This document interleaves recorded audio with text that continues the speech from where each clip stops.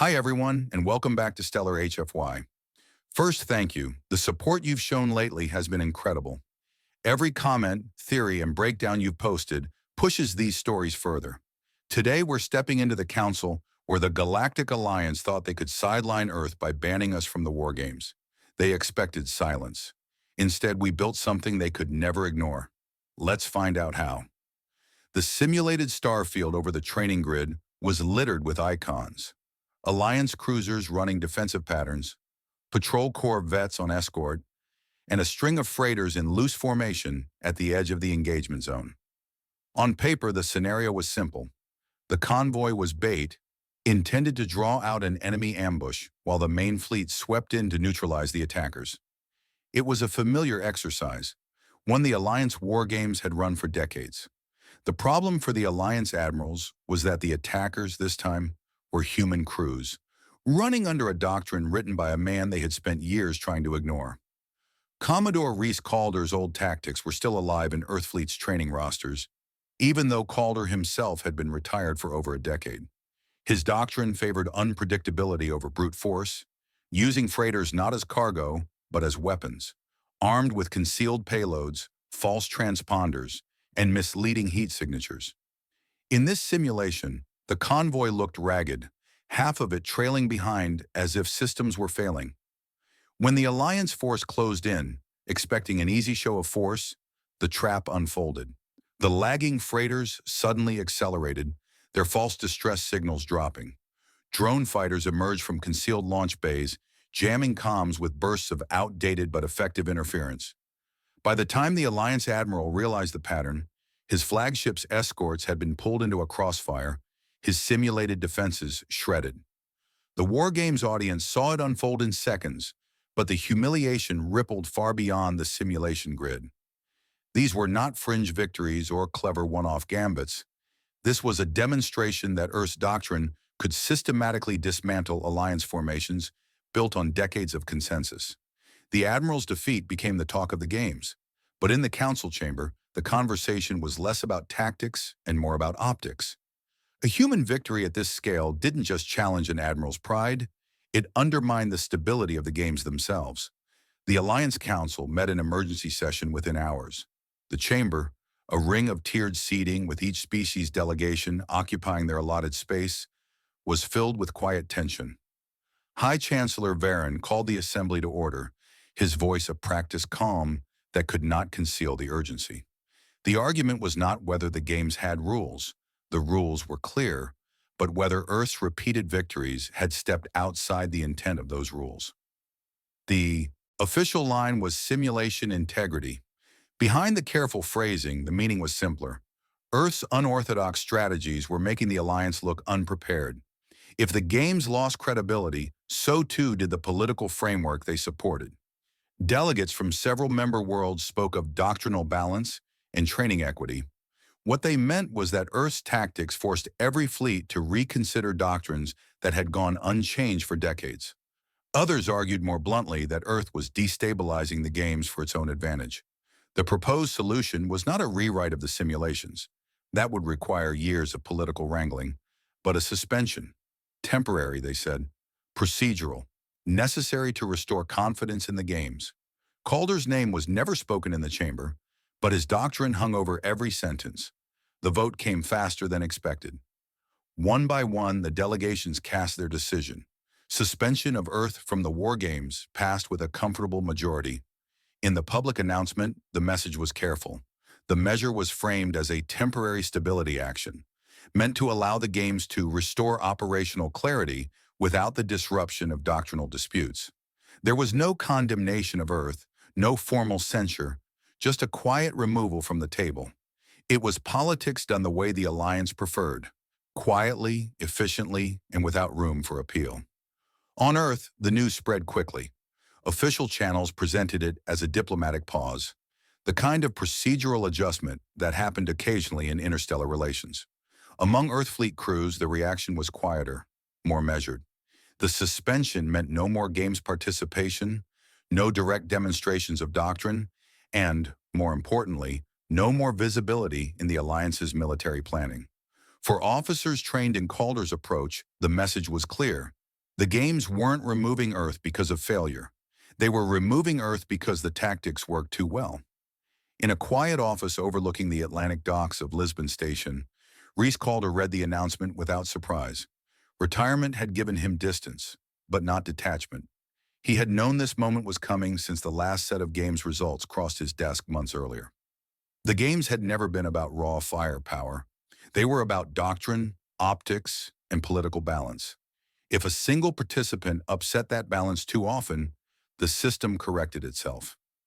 Calder understood containment when he saw it, and this was nothing else. Exclusion framed as procedure was still exclusion. Calder leaned back, letting the report cycle on his display. The Alliance wanted Earth quiet, training in private, adopting the same polished doctrines as everyone else. That was never going to happen, not because of defiance, but because Earth could not afford to let its edge dull. Calder understood that as clearly as he understood his own name. Containment could be broken, but not with speeches or petitions. It required demonstration. The Alliance had removed Earth from the stage of the games. That meant the next demonstration would need to happen somewhere the Alliance wasn't looking, or somewhere they could no longer pretend not to see. He reached for a secure line, one of the old channels that bypassed official fleet command. The contacts were not politicians, and they were not admirals. They were men who understood doctrine as a living thing. They had served in border fleets, in independent patrols, in quiet contracts the Alliance never logged publicly. Calder's message to them was simple. The ban would stand, but the doctrine would continue. Not in the Alliance's carefully measured arenas, but in a place of Earth's choosing, a place where the rules could be written without the Council's approval. The call ended, and Calder's office fell silent. The games had shut one door. Calder had just opened another. The suspension of Earth from the war games was barely 2 weeks old when Calder stepped into the glass-walled briefing room at Lisbon Station.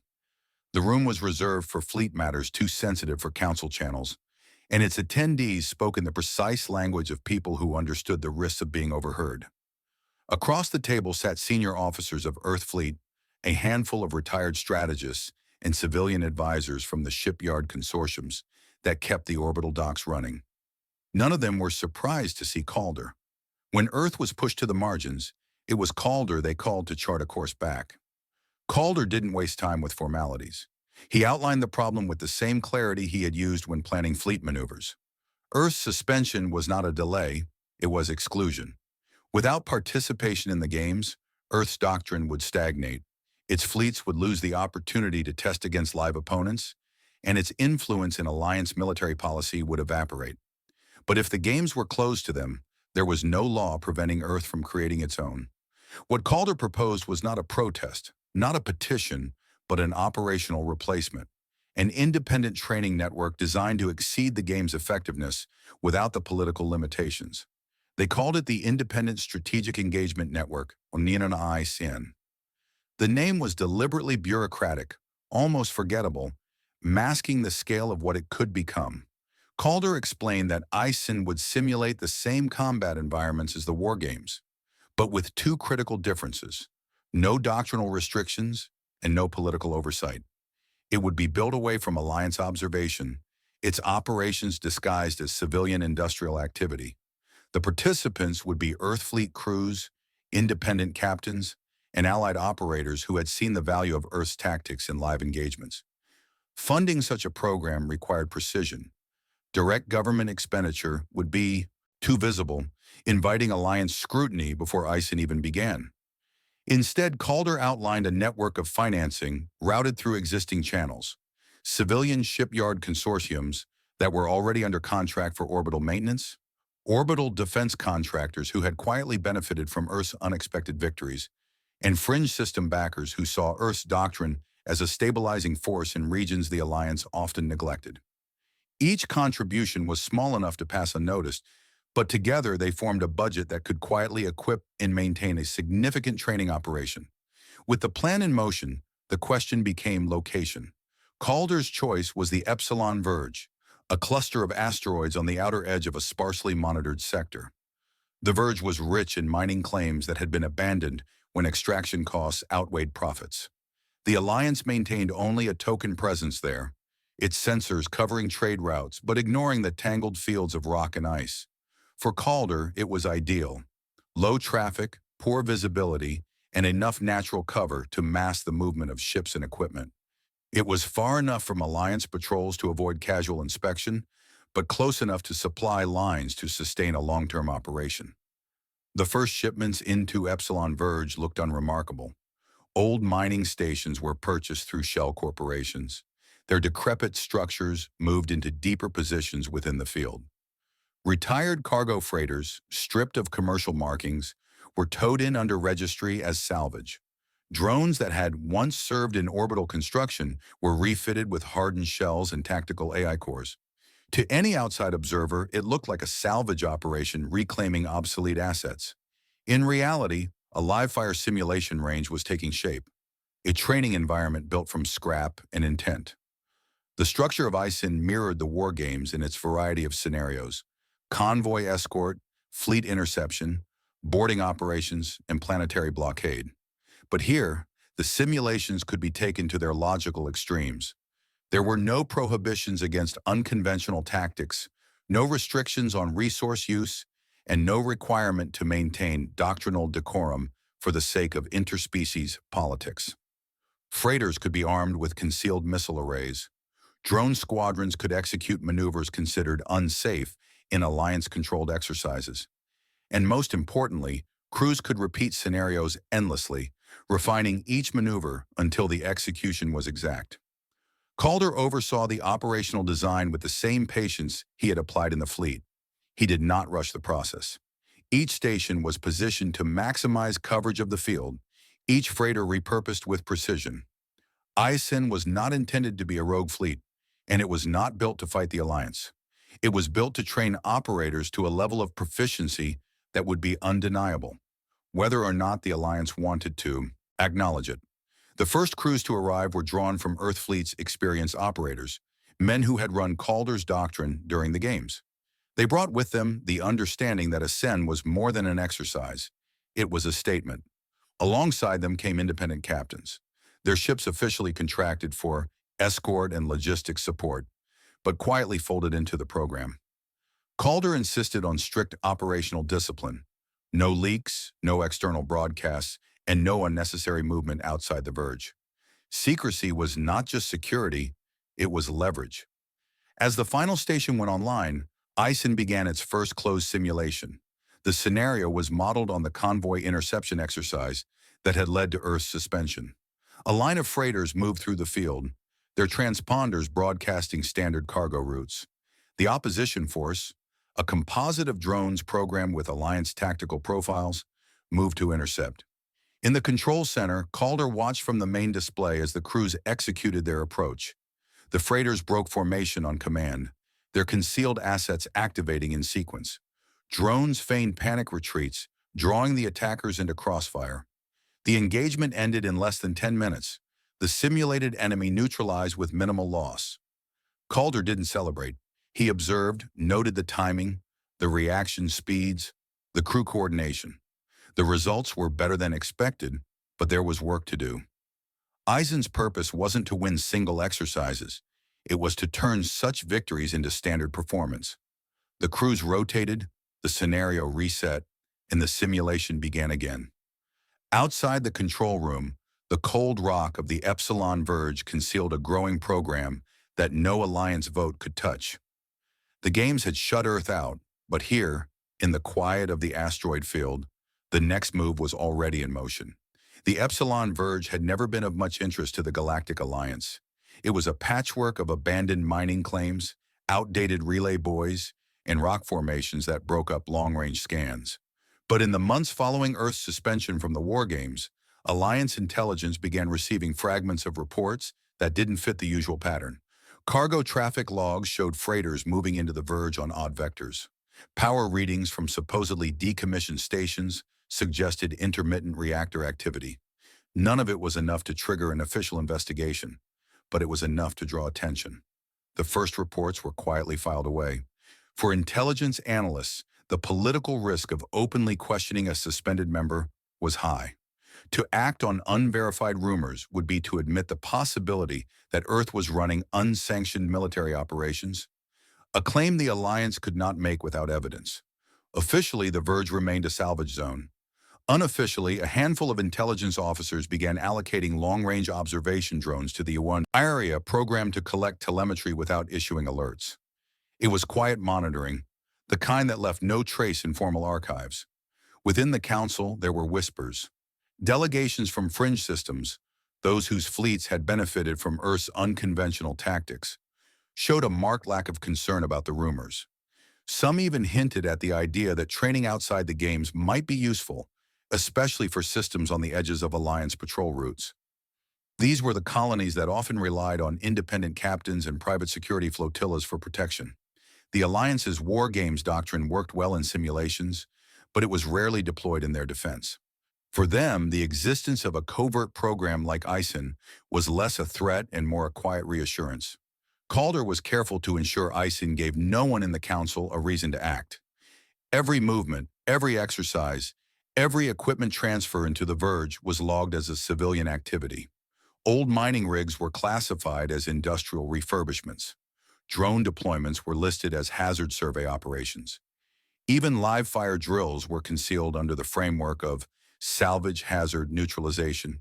To anyone looking closely, it might seem unusual, but there was no legal infraction to point to. ISIN was invisible because it existed in the blind spot the Alliance had left for industries it no longer valued. Then came the moment no one could ignore. A frontier colony on the edge of an unaligned system sent out a distress call. A rogue privateer fleet, composed of surplus ships stripped of identification, had entered orbit, seizing orbital control and cutting communications to the surface. The nearest Alliance patrol was days away. The colony's defense platforms were outdated and undermanned. For most border settlements, that combination meant one outcome: the loss of cargo, equipment, and possibly lives before help could arrive. The signal reached the Epsilon Verge. Among the crews training under ISIN's banner was a patrol force composed of Earth Fleet veterans and independent captains. Officially, they were running convoy exercises. In practice, they had operational readiness above any standard patrol in the sector. Calder authorized their deployment without hesitation. The orders were simple: respond, stabilize, and return before Alliance intervention. The engagement would be short, clean, and deniable. When the ISIN-trained patrol dropped into the colony's orbit, the privateers moved to intercept. Expecting poorly coordinated defenders, they instead faced disciplined formations that shifted fluidly between defensive and offensive maneuvers. The patrol's lead vessel absorbed the first volley, angling to draw enemy fire into a cross-section where two support craft were waiting with overlapping fields of return fire. Cut off from retreat, the privateers attempted to break orbit, but the ISIN crews anticipated the move, deploying drones to cut their vector. Within an hour, the privateers' command ship was disabled, their escorts scattered, and the colony was secure. The ISIN patrol didn't linger. They collected their data, restored communications, and jumped out of the system before Alliance sensors even registered their presence. News of the incident spread faster than Calder would have preferred. The colony's governor, relieved at the sudden intervention, broadcast a statement praising the independent patrol force that had saved their settlement. Independent news outlets picked up the story, reporting on the effectiveness of a force operating outside official Alliance channels. The coverage was cautious, avoiding any direct link to Earth, but the implication was clear. There was a training program somewhere producing results the Alliance's official games were not. In the Council chamber, the response was predictable. Alliance diplomats dismissed the engagement as a statistical outlier, the kind of rare event that did not warrant structural changes to policy. Publicly, they suggested that the privateers had been under-equipped or poorly coordinated. Privately, intelligence tightened its monitoring of the Epsilon Verge. The telemetry feeds from long-range drones were now routed through secure channels, flagged for review by senior analysts. The Council was not ready to act, but they were no longer willing to ignore what they were seeing. Back in the Verge, Calder watched the after-action data from the engagement with the same measured calm he had brought to ISIN's formation. The patrol had performed as expected, executing doctrine that mirrored the best of Earth's war games history. The victory itself was less important than what it demonstrated. Eisen's training was no longer theoretical. It had been tested under live conditions, and it had worked. The Alliance might call it coincidence, but Calder knew better. In military terms, the first test had passed. The next move would be made with the Council watching. The Verge incident changed the tone of Alliance discussions. What had been quietly ignored as rumor was now spoken about in guarded terms, even within the Council chamber. Publicly, the official position remained unchanged. Eisen did not exist in any formal capacity. But among the military branches of Alliance members, there was a split forming, and the fault lines were visible to anyone who knew where to look. Hardline admirals were the first to push for action. In their view, the war game served as a controlled forum for training and doctrine exchange.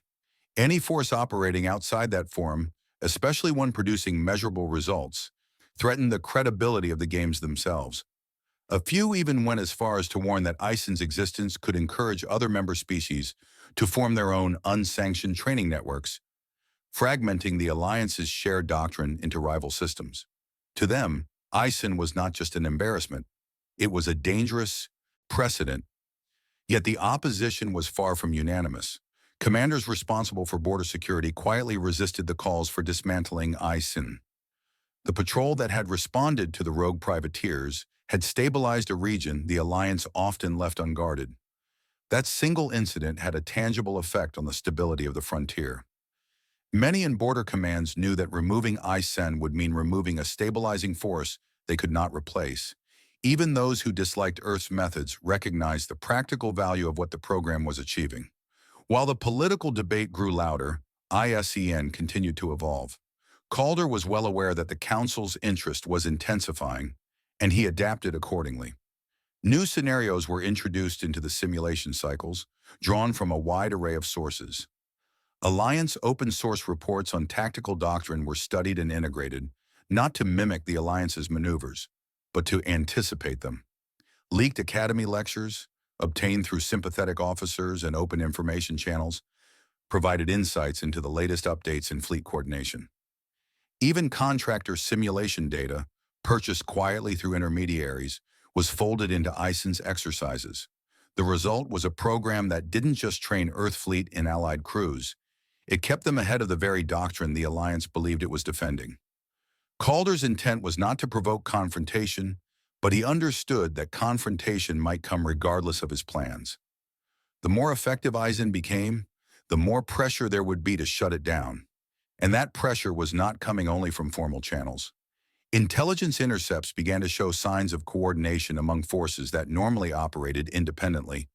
There were unusual troop movements in sectors adjacent to the Verge, coupled with contract negotiations involving private security fleets and certain border defense ships. The patterns were careful, but Calder had seen similar preparations before. It was the kind of quiet mobilization that preceded a politically convenient inspection or security operation. The intelligence reports suggested the formation of a coalition, part border defense, part private contractors, supported quietly by hardline admirals who wanted Eisen dismantled without the political spectacle of a council directive. It was a plan designed to allow the Alliance to claim plausible deniability. If the operation succeeded, it would be recorded as a security action against an unauthorized facility. If it failed, the Council could disavow it as an unsanctioned act by overzealous commanders. Calder studied the intercepts carefully. He knew the Verge was vulnerable to a concentrated force, but he also knew the coalition's approach. It would not be an open declaration of war, nor a massed fleet engagement. They would arrive with enough firepower to dismantle Eisen's infrastructure, but not enough to risk a prolonged battle. The political cost of visible destruction was too high. That gave him a narrow margin of advantage. Eisen didn't need to destroy the coalition. It only needed to demonstrate that dismantling it would carry greater costs than leaving it alone. With that in mind, Calder began the next phase of preparation. Training cycles shifted from controlled simulations to defensive readiness. Patrol routes were adjusted to anticipate incursion vectors. Drone assets were redistributed to maximize flexibility in response. Mining stations that had served as passive simulation platforms were quietly upgraded with hardened defenses.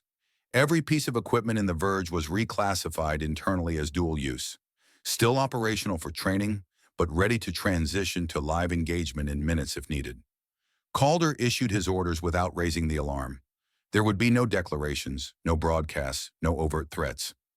Eisen's goal was not to escalate into open war, but to be prepared for the inevitable test.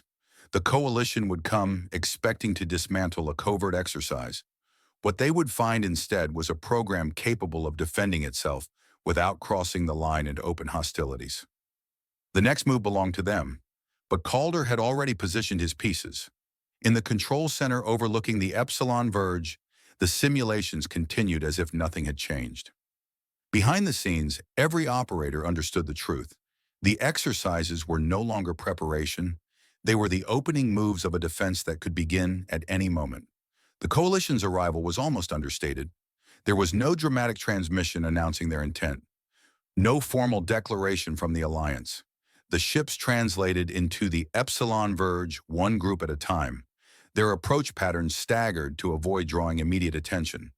Officially, it was a border security operation responding to unauthorized industrial activity. In practice, the composition of the fleet made the true purpose clear. A combined force of border defense vessels and private security contractors, supported by a handful of discrete alliance warships with their registry data masked. It was a strike group, calibrated not for open battle, but for precision dismantling. Eisen's early warning network detected the incursions hours before the fleet reached engagement range. The alerts were quiet, relayed only to Calder and the operations leads in the Verge. From the command deck, Calder stood before the main display as the coalition markers moved across the field. He didn't issue a rallying speech or change his posture. His instructions had been clear for weeks. At his signal, Eisen transitioned from simulation to active defense. The shift was seamless. Mining stations locked into hardened configurations. Training drones switched to live combat protocols. Freighters altered their transponder codes, taking on the designations of independent haulers before slipping into position. When the coalition reached the outer boundary of the Verge, they transmitted the expected notice, a procedural order to stand down for inspection, framed in the language of enforcement. Calder declined to respond. Eisen's silence was deliberate, forcing the coalition to move forward without formal engagement. When they advanced, Eisen's defensive net tightened. The battle began not with a single decisive strike, but with the kind of maneuver Calder had spent his career refining. A group of Eisen freighters, apparently caught in the open, broke formation and accelerated toward the coalition vanguard. Coalition ships moved to intercept, confident they were corralling unarmed vessels. As the distance closed, the freighters veered into a narrow channel between two dense asteroid clusters. The coalition ships followed and triggered the mines. The charges weren't lethal, calibrated instead to disable propulsion and force evasive maneuvers. By the time the coalition regrouped, the freighters had slipped past, unscathed. On the far side of the field, drone squadrons began their own operation. Simulating panic, they scattered in disorganized patterns, transmitting false distress codes. The coalition deployed pursuit craft to run them down, only to find themselves funneled into overlapping fields of fire from hidden defense platforms. The drones reversed their flight vectors in unison, collapsing the pursuit groups into encirclement. The engagements were brief, controlled, and ended with the attackers' weapons disabled rather than their ships destroyed. Throughout the engagement, Eisen's doctrine was consistent. Demonstrate capability without inflicting irreparable loss. This was not a battle meant to humiliate or annihilate. It was a calculated display. Coalition ships that were disabled were boarded by Eisen crews. Their weapons were powered down, their systems locked out, and then they were escorted back to the perimeter of the field. Every action was precise, recorded, and executed in a way that made escalation difficult to justify. The coalition commanders began to realize the position they were in. They had entered the Verge under the pretext of dismantling an illegal facility, expecting to face a disorganized or lightly armed force.